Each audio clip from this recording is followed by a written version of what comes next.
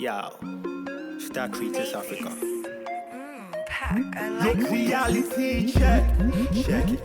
What you don't know, tell it. What you don't Hey guys, welcome to another episode of Reality Check. As you already know, I'm your girl Ella, and this is Ariel. And today we have on set with us a super duper international personality, and his name is Frank Tamakloe. Let's give it up for him. So on today's episode, we're going to be tackling the misconceptions in the advertising industry. So Frank, I'm going to ask you, first off, tell us who is Frank, because Ariel is saying he's an international personality. So tell us. That is one thing I want to correct, right? I have worked in like several markets, but that doesn't necessarily make me like an international personality. The work I do has like run in different markets, but I've had opportunities to also work to like help brands do things like on a global scale, but that's it. My personality is not really known, but that's the thing about advertising. It's like your work speaks louder than yourself. Yeah. But yeah, misconceptions, right? First off, tell us about yourself. Oh, yes. I'm a product of like several institutions. I studied in Ashimoto School, went to tech. From tech, I worked with ADB. We did ads for like MTN and a few other like blue chip companies, and then quit ZDB and then worked with a company in the US called Burnett. I studied like part of my craft in advertising and art direction in the Miami Art School. Did that for like a year. Went to Burnett for a bit. Worked with FCB for a bit, and currently working with a company called GSD&M. They do marketing campaigns for like the global Pizza Hut brand. Yeah. All right. So we've kind of like pushed ourselves into this crazy industry called advertising. So Yep. shoot your questions. Advertising, marketing. A lot of us, well, not me, a lot of us tend to interchange those words. Yeah. So we want to find out from you, advertising and marketing. Is it the same thing, or are they two different things? And if they are, what does advertising entail? What does marketing entail? How are they different from each other? Well, yeah, technically they are two very different things. Like marketing is like your broad like bucket under which advertising sits, under which sales sits, under which like different things like play a role in there. But I get why there's that like confusion. Is because of like even how our subjects are studied in schools. Marketing and then advertising is always like clumped together, and that's where the confusion is. You can have somebody whose role is like, what was the last one I heard sometime? Advertising and marketing manager. And that's where like the confusion happens. But yeah, it's like two different things. Advertising is more focused on like promotion and how to get your message across and how to sell your story to an audience, versus the other, which is like a whole thing on its own. You have so many facets underneath it. So I think the quickest way to explain that is advertising sits under that. That's the easiest way to do it. How long have you been working in advertising? Jesus Christ, you come to show my age. Maybe I'm going on 15 years now. Wow. Well, officially, but I've been working since I was 14. So yeah. Awesome, dude. Yeah. I've been working for a bit. Girl, you know. Yeah. Yeah. What else can I help? Why advertising?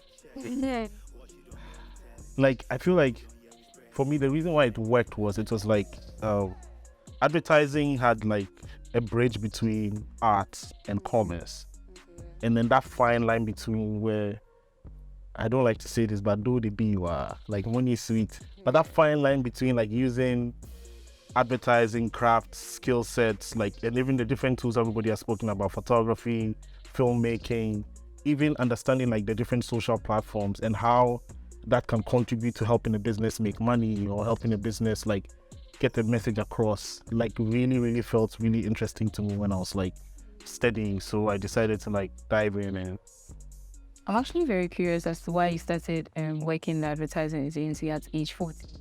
So my dad owned a production company. So when people were getting PS5s, I was getting CorelDRAW 5.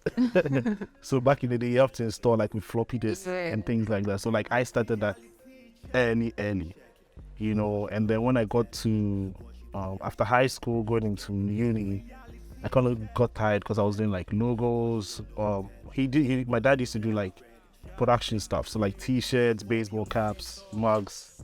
So I used to hustle in that world for a bit. And then after uni, I was like, I want to try and understand how you can let. So initially, I didn't understand how people could convince clients to pay them a monthly retainer just to think for them. So I was like, that's the way to make money. And then I kind of like went my way into, at the time, Originate Saatchi and Saatchi. And then stayed there for maybe a year or so before I jumped ship to a smaller agency. Yeah. Okay, so let's talk about running ads. Would you say running ads are very easy? Jeez. No, not at all. Some people actually think running ads are really. No. So like one piece of commercial that will come out, there are about roughly between 25 to 50 people who have touched that work. Like a simple 30-second spot, right? So you have members on the client side who help, like, to craft the brief. Even technically, a commercial solves a problem, right? So they'll identify what the problem is. Oh, we need to make X amount of money and communicate to people that this product does A, B, and C. Now, from their side, they send that word to the agency. The agency also has like a client side that will liaise with the client and say, okay, fine, if this is what you want, this is the best route to take. Then strategy takes it and says, in a communication strategy plan, let's speak to demographic A, demographic B, demographic C. And in doing that, the creatives now take that and say, okay, if we're going to speak to demographic C, the cool thing will be, let's animate a character that is dancing as Zonto, and that to get the message across. Then you take that and then pitch it back to the clients, and then you do that back and forth for a while till the script is approved. Then your production team comes in, who is going to animate it, who is going to write the music, who is going to do like the color grading, who is going to do all of that. Then that piece of film is done. Then it goes to media, who says, oh, if you're going to run the ad on TV, the best times to reach people is 6 o'clock after the news. Or if you want to reach people on social media, do it in the mornings, not in the afternoon whilst they're in class, so that you can get engagement quick. So like, there's so many facets of people that work on one piece of film or one piece of advertising that to say it's easy is not true. One ad can take between 3 months to 6 months to create and then put on a channel for people to see. So yeah. So you made mention of demographics, right? So I would like for you to highlight the essence of knowing your target audience and getting your demographics right in advertising. Because I feel like for a lot of people over here, you know, you just get your product, okay, I want to sell this, I want to sell that, and you put it on social media and boom. Yeah. So kindly take us through that. Yeah, the cool thing about demographics now is like, because of social media, everybody has an audience, whether you like it or not. So like, that type of thinking used to be very colloquial. It's like, oh, demographic A is people who live in this district, make this amount of money. That type of thinking has changed. Like with new platforms like Facebook, TikTok, you can actually pick people based on their interests. So like a good example of that is like you're saying you have a product that you want to launch. You can go onto Facebook if you're doing Facebook ads. Oh, I want people interested in fashion, in this, and this, and this. I feel like this generation understands targeting better than any other generation that has come. Like people in marketing used to like get a good grasp of it. But when you look at the companies in the whole back in the day, I'm saying back in the day like I'm old, I'm not old. Like when you look at companies back in the day, it feels like you kind of have to walk them through it, the reason why we're doing X, Y, Z. But like demographics is a very important thing, or a very important tool to use when you're trying to grow or sell or like get a message across. Knowing who you want to speak to and how to reach them is like one of the key things in like advertising, I guess. Okay, so if I were say a business person, okay, and I want to launch my product, I'm a startup, I don't really have that much money, what would you advise for me to do? Would you want me to like just go with posting on social media, or would you still recommend an advertising agency? Because I feel like maybe in an agency, there are ways by which you can, make your money. So maybe the client comes in, you work, and based on the profits from your, I don't know how you guys go about it. So please talk to us about it. Again, you have a product you're trying to sell. Yeah, as a startup, and I may or may not have that much money. It doesn't matter. But I want to know, like, what steps should I take? Do you recommend an agency? Is it necessary that I get an agency, or can I just go about it on my own? So I'll say this: an agency is just like a capsule, right? With smart people in there working for you. So these days, what people do is they hire somebody younger who understands the platform and can run with things. Yeah.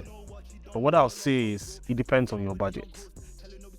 Right? What I'm telling you is how I make my money. But like, it depends on your budget. If you have a decent budget and you're trying to like maximize every dollar you have in your budget, my push would be, the first thing you do is to hire an influencer that has the audience you're trying to reach, and work with that influencer. Like, there's so many ways to do it. You can do it through sponsorship.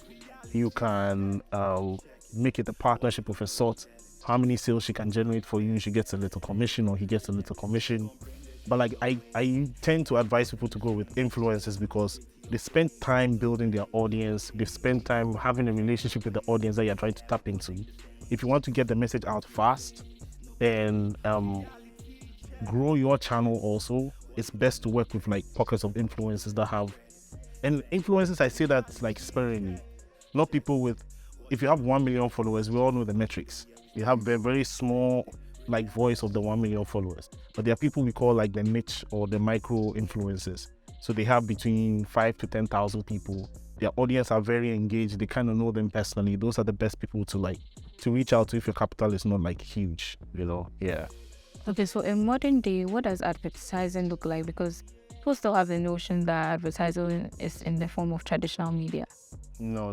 That thing has changed. Because even like, I was working with a client once, and I was pitching this whole big thing about, we can help you run your social to get you XYZ. And her first thing she said was, okay, can I see all of your Instagram page? Right? And that's a good way to measure like how efficient you are. So mind you, we lost that pitch. But but that's the thing. Advertising is now like part of daily life, right? Everybody has a page. Back in the day, it was like the presumption was everybody have a website. That wasn't the case. The social media that made everybody have a page. Everybody has a personality they are putting out there. So if yours is the professional kind, if you go on your page, it's very professional stuff. If we go to some of our ladies, it's very fashion driven, So, but the good thing about that is you kind of know how many people you have like commonalities with. If you open the page, she's also into fashion. She's a good candidate to help me push this product and things like that. So everybody does some form of advertising today, whether we like it or not, So would you say that social media is now the new wave in advertising? I don't have to say it. Like, and it's tricky. Like, even advertising in Ghana, my biggest pet peeve now is to try and allow brands and clients to understand that production value needs to be put in social media advertising also, right? It's like, if it comes to social media, the retainer for a traditional media agency is this big, but for social media, it's very tiny, or, we want to do a shoot for social, so the budget is not big. Here is 10,000 CDs. Go and see what you can do. But if you look at all the social media, like, I hate to use the word influencers when they're not, but they're content creators, right? Like, if you look at Mr. Beast, if you look like, there's a few others. I want to find Sheldon, that guy. Yeah.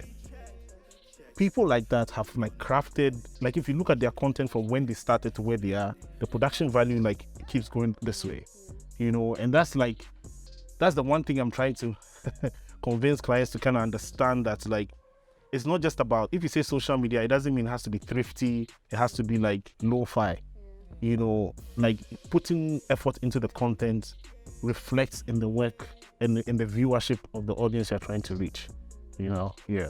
We have our problems when we fix it. Yeah.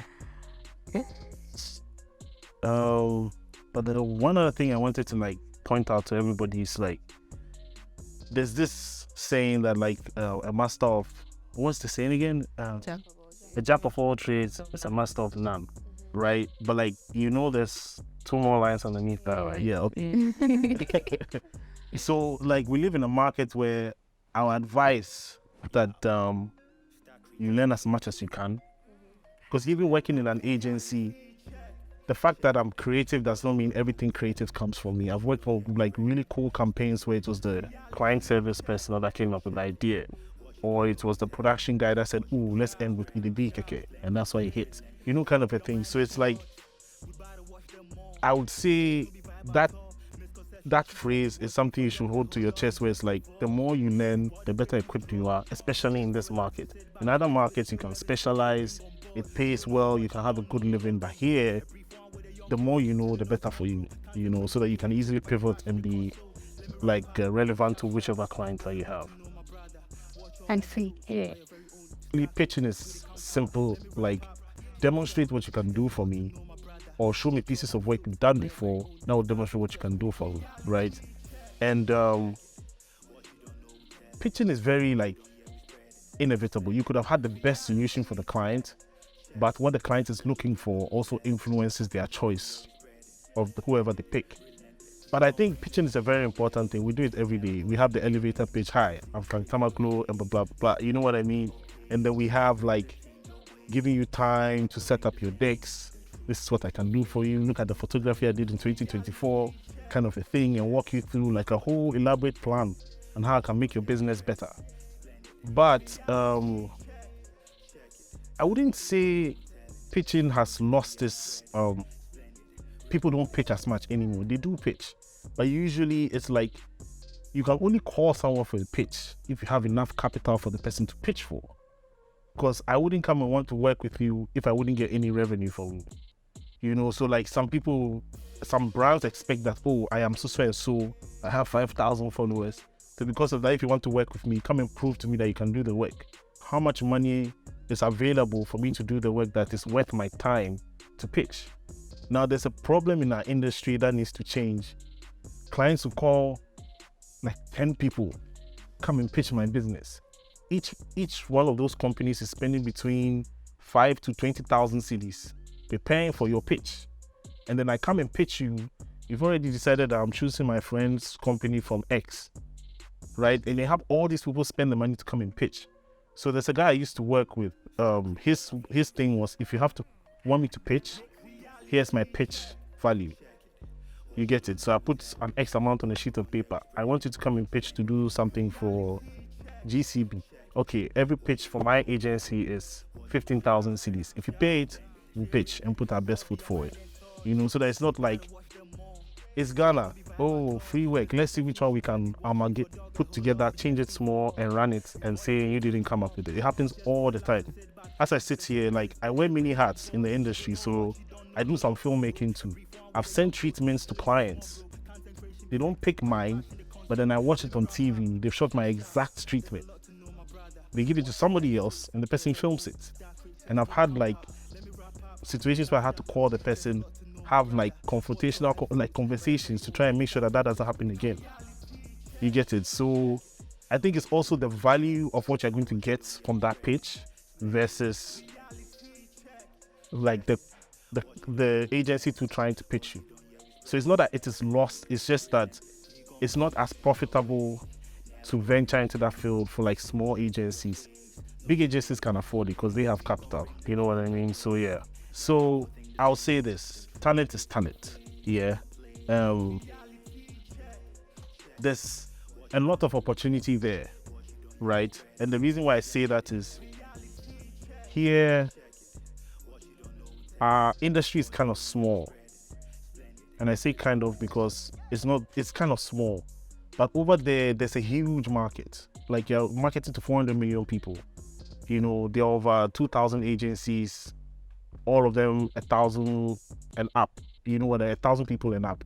So their processes, yes, are better, right? Yeah, their processes are better. I feel like there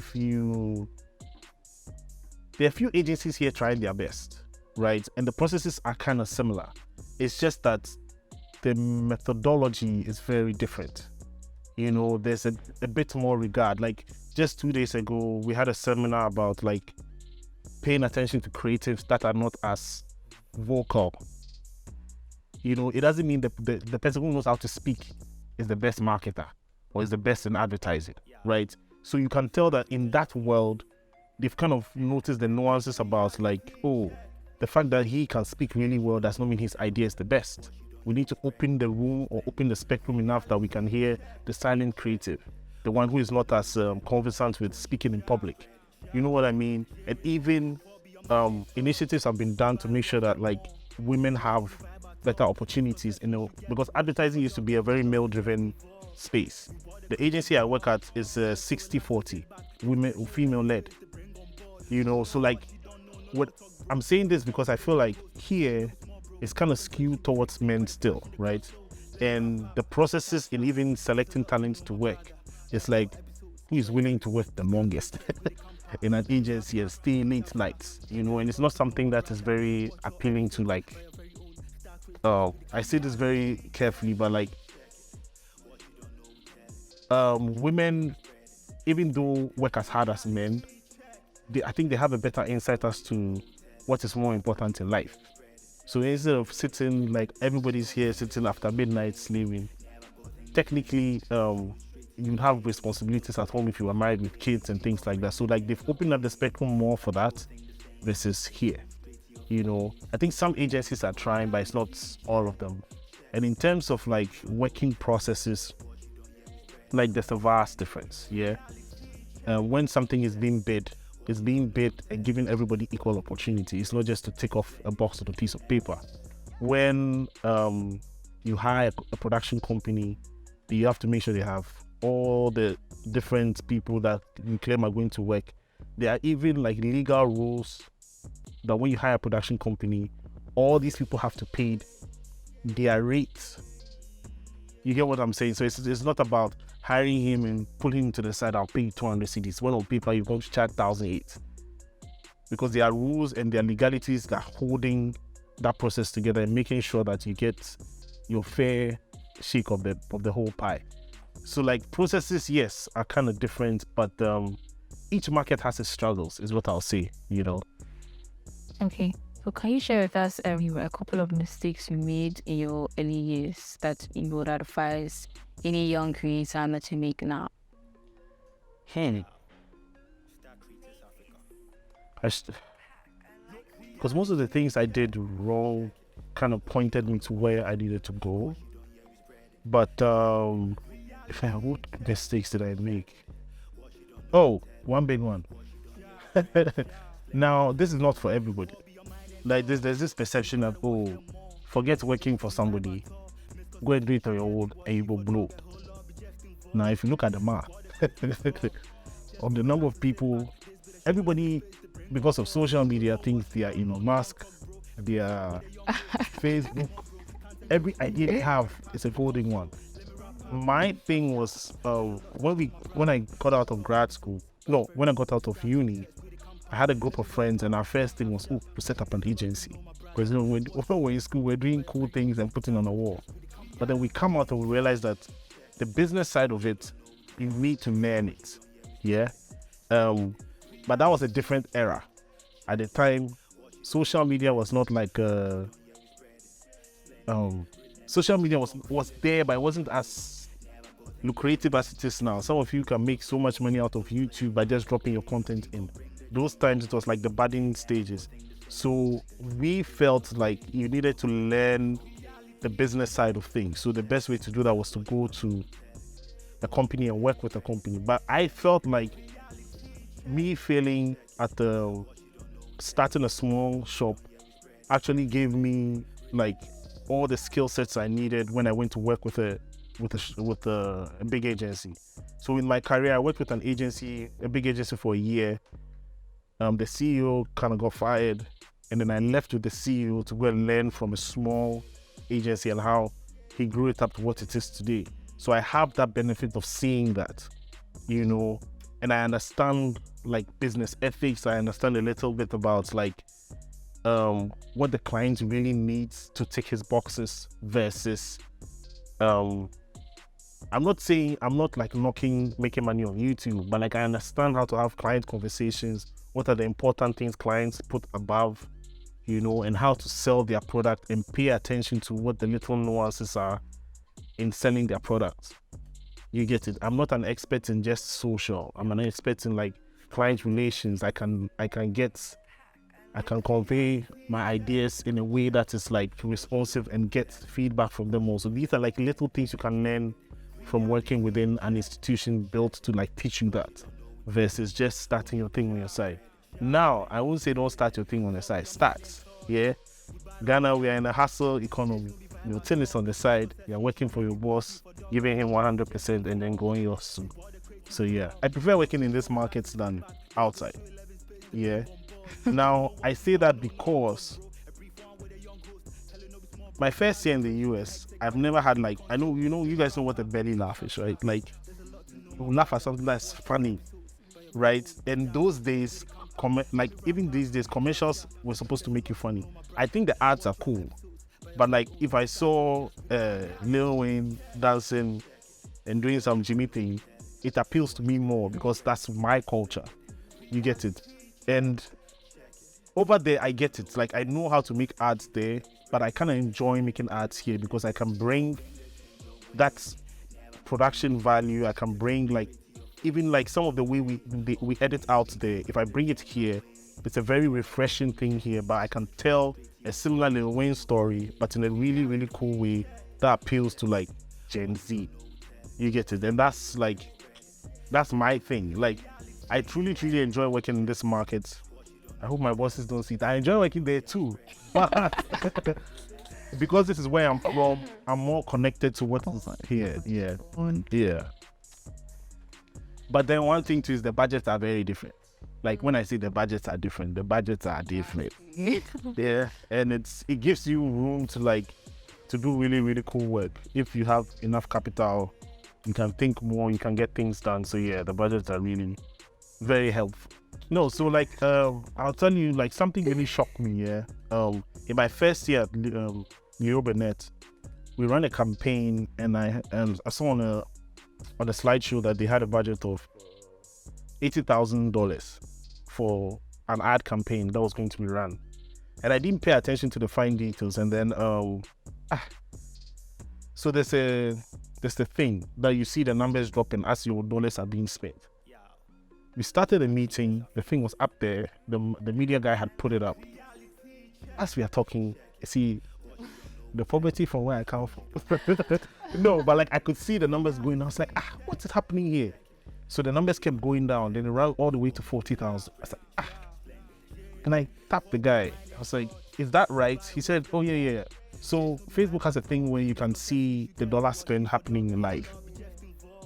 And I couldn't believe it. In a span of like an hour or an hour and a half, the big money that I saw there had dropped down to zero. And I was like, so this is for 1 day's campaign. They were like, yeah. But you see, I want to say this with a caveat. Ghana, we are 30 million people. Out of the 30 million, maybe 2 or 5 million people buy a certain product, right? And then if you have your marketing spend, it's equated to that. There's 400 million people here. So if they spend that kind of money in a day to reach, let's say even a fraction of that, 40 million people, it makes sense. You get it?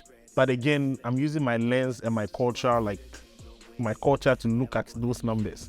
All I could calculate was, this is one house at the, kind of a thing. But yeah,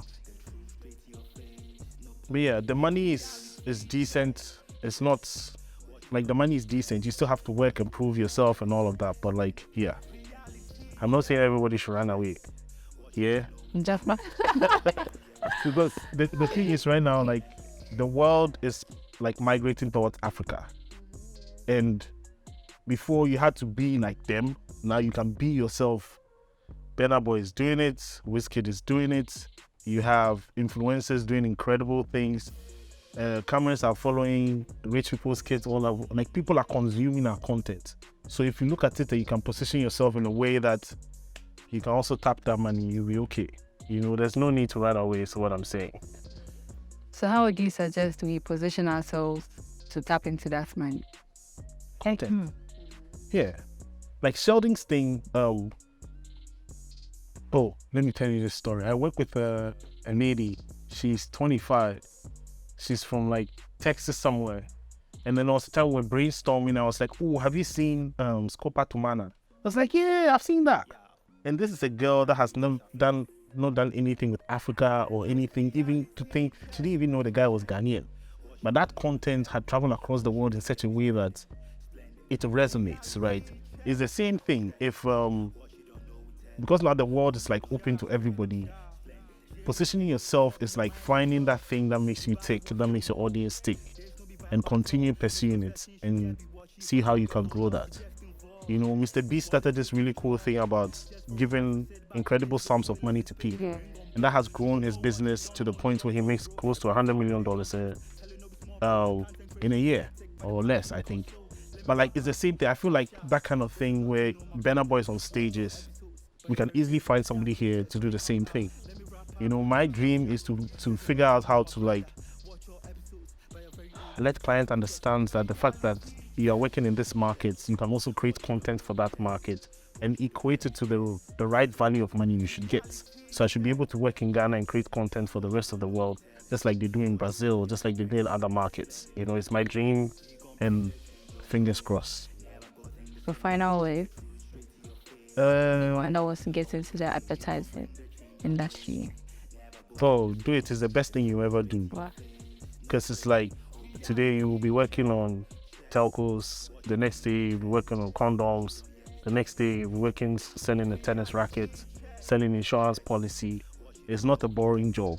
Like, if you're not the type who likes like straight jacketed work, advertising is for you. Well, in an ad agency, there are various positions.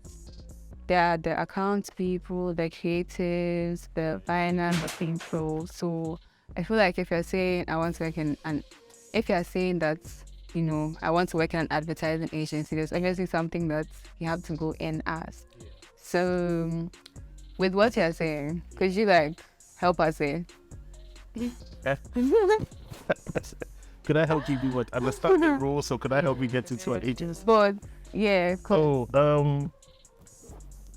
So I'm a creative, man. Yeah. And I'm a creative. There's several. So there's the art director, whose job and responsibility is to be like paying attention to trends and directing the art. So you don't necessarily have to be like a maestro or really good at that skill set, but you understand that, oh, if I shot a black and white film, it evokes this. If I did some type of line drawing, it evokes this. So you work with a group of people and art directs the content. That's one. Like, you have like, in some agencies and most agencies, they have like a graphic designer or a design department. They are responsible for churning out the art. So they think about design, they think about line and shape, and how to churn out and create the content, the art.